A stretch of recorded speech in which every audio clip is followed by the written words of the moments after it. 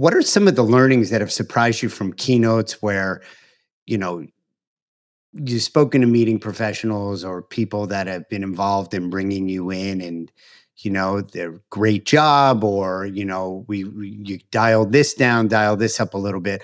What have been some of the most impactful kind of feedback or guidance or direction you've gotten?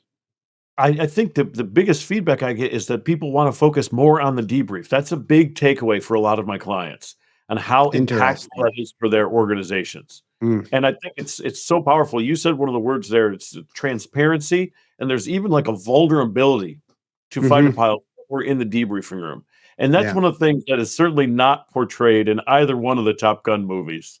But right. there's It's these actually huge. the opposite is portrayed. Totally. And I get that we need a little bit of protagonist, antagonist for Hollywood drama to make it an interesting movie.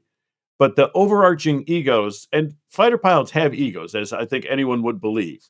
But when we go into a debriefing room, the transparency and vulnerability that come out are just very astonishing. And that's something you have to learn as a new pilot when you're young and inexperienced. And you can really learn from the more experienced folks in the room of how vulnerable they are talking about their mistakes so that I can learn from them and then face with the same thing the next mission, I don't make that mistake again. That's a big takeaway, I think, for a lot of the clients is that they're learning that the whole reason that we do debrief is so we can repeat our successes and stop repeating our failures. That's why we debrief.